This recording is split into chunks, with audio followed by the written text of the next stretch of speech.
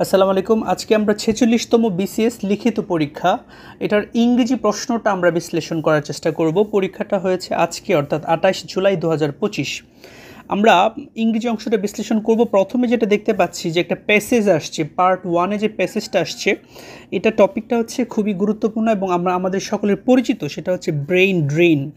Brain drain মানে মেধা পাচার, মানে এক দেশ থেকে মেধাবীরা অন্য দেশে চলে যাচ্ছে, এটাকে বলা হয় ব্রেইন ড্রেন। এই যে ব্রেইন ড্রেন সম্পর্কে আসছে, তারপরে আমরা যেটা দেখতে পাচ্ছি এখানে পার্ট 1-এ প্রথম যে প্রশ্নটা আসছে সেটা হচ্ছে অ্যাজ ইউজুয়াল, তার মানে হচ্ছে 10টা প্রশ্নের উত্তর দিতে হবে। প্যাসেজের থেকে ইনফরমেশান নিয়ে, বাট প্যাসেজের ভাষা ইউজ করা যাবে না। 10টা প্রশ্ন উত্তর দিতে হবে, 3-30 নাম্বার।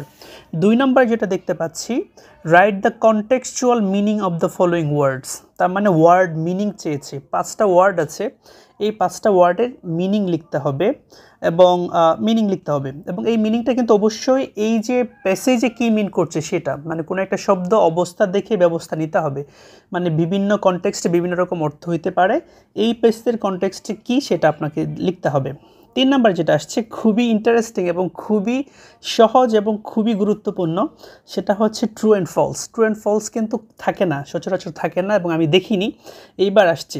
এখন ট্রু এবং ফলস দেখেন, এখানে 10টা ট্রু ফলস, 10টা থেকে 10টা পাওয়া সম্ভব। আপনি শুধু ট্রু হলে লিখবেন ট্রু, ফলস হলে লিখবেন ফলস। তার মানে এটা খুবই গুরুত্বপূর্ণ। যারা 10টা থেকে 10টা পাবে, এই 10 নাম্বার কিন্তু একদম এখানে কাটার কোনো সুযোগ নাই। সো যারা এখানে গিয়ে থাকবে তারা হচ্ছে অন্যান্য জায়গায় ভালো নাম্বার পাবে।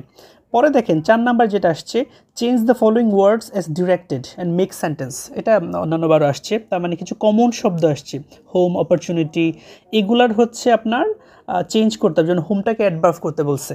ওকে, এবং এই যে মানে অ্যাডভার্ব যেটা করলেন সেটা দিয়ে আপনি বাক্য তৈরি করবেন। ওকে, হোমের অ্যাডভার্ব হোম নিজে, সেটা আমরা জানি। পরে 5 নাম্বার যেটা আসছে, গিভ অ্যান্টোনিম, মানে হচ্ছে দেখেন এখানে 5টা ওয়ার্ড আছে, 5টা শব্দের 5টা অ্যান্টোনিম আপনি লিখবেন। সিনোনিম আবার লিখবেন না কিন্তু, অ্যান্টোনিম।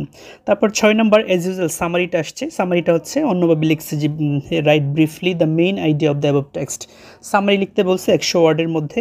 এবং 7 নাম্বার হচ্ছে এডিটোরিয়াল লেটার, যেটা আর কি, হ্যাঁ, পত্রিকায় প্রকাশের জন্য লিখতে হবে। এখন দেখেন এই যে পার্ট 1 100 নাম্বার, এটা আমি বলবো যে সহজ টাইপের বিষয়গুলো কিন্তু আসে, বিশেষ করে ট্রু ফলস আসছে, তারপরে হচ্ছে ওয়ার্ড মিনিং যেগুলো আছে সেগুলো আপনারা পারবেন। এইবার পার্ট বির দিকে যদি তাকাই, খেয়াল করেন খুবই খুবই খুবই সহজ হয়েছে এবং আমার কাছে মনে হয়েছে খুব স্ট্যান্ডার্ড প্রশ্ন হয়েছে। দেখেন 8 নংয়ে প্রথমে চেয়েছে 2 এসেস, মাথায় রাখবেন এসে কিন্তু 2টা লিখতে হবে, একটা না। এখানে 4টার মধ্যে 2টা এসে লিখবেন। এই যে 4টা টপিক আছে না এসের জন্য, 4টা কিন্তু কমন। আপনারা যারা রিটেন পরীক্ষা দিচ্ছেন আমার মনে হয় সবাই এই বিষয়গুলো পড়েছেন। কোয়ালিটি এডুকেশন, ক্লাইমেট চেঞ্জ, তারপরে হচ্ছে readymade garments industry, blue economy, খুবই মানে যেগুলো আসার মতো সেগুলো এসছে।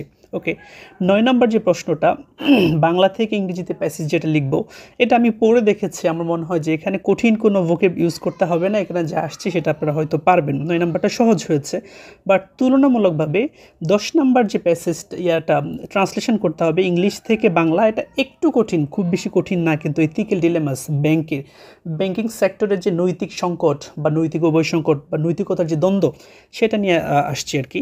সো ওভারঅল যদি আমি কমেন্টস করি ইংলিশ প্রশ্নটা কেমন হয়েছে, আচ্ছা আমি অত্যন্ত বিনয়ের সাথে বলছি, আমি মানে 7বার বিসিএস রিটেন পরীক্ষা দিয়েছি।